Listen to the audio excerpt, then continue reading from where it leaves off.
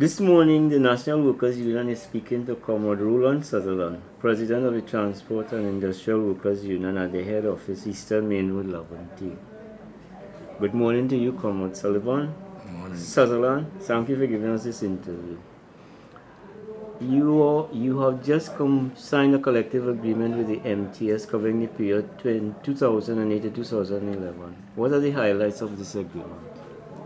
Well, there are many highlights in the agreement, but first let me point out the success and of the Transport and Industrial Workers Union to ensure that the company did not maintain the offer, whether through instructions or not, of the 5%, and that the union were able to convince the MTS management that that would have been unacceptable and signed the agreement at a 9% increase for the higher rate of workers and about 11% for the lower grade of workers.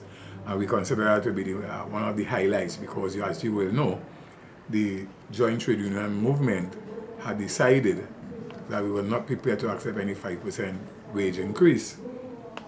Whatever the configuration of the company, the fact remains is that 3% by 5% by consolidation of the COLA equal 9% increase. And we are satisfied not only with the beating of the 5% boogeyman, but also incorporating into the collective agreement things like meal allowance and things for Tobago, where we could get at different rates.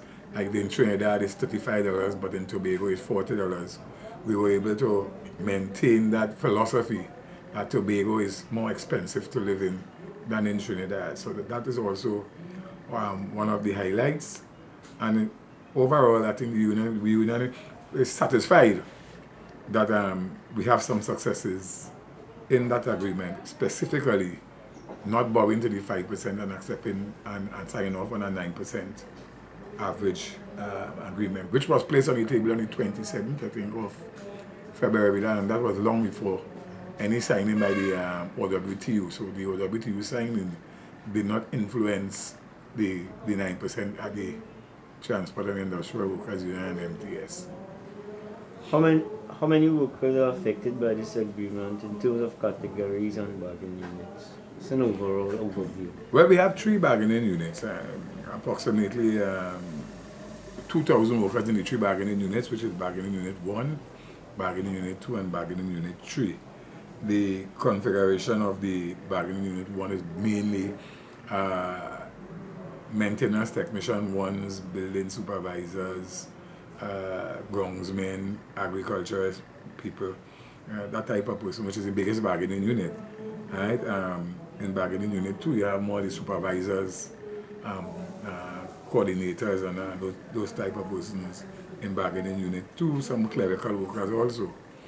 And bargaining unit 3, you have a small amount of workers, probably about 1 or 2 workers in bargaining unit 3. So, in total, we have negotiated for a period of, for the amount of workers, about 2,000 workers in the 3 bargaining units. Why did it take so long to reach an agreement, in your view?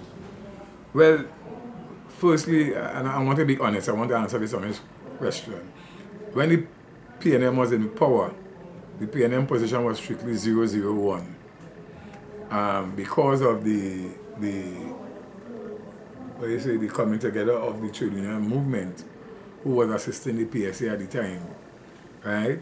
We were able to give that kind of support, and it moved from 001 to 2 by 1 by 2, 5%. But that was under the new government. The Transport and Industrial Workers Union, in using its foresight, which we were going to call auspicience, that we were not going around the table to be no scapegoat, because definitely we was not going to accept 001. And then collectively all the unions decided we was not going to accept no 5%. So we stayed away and we submitted our proposal a bit late. However, it could have been a year after.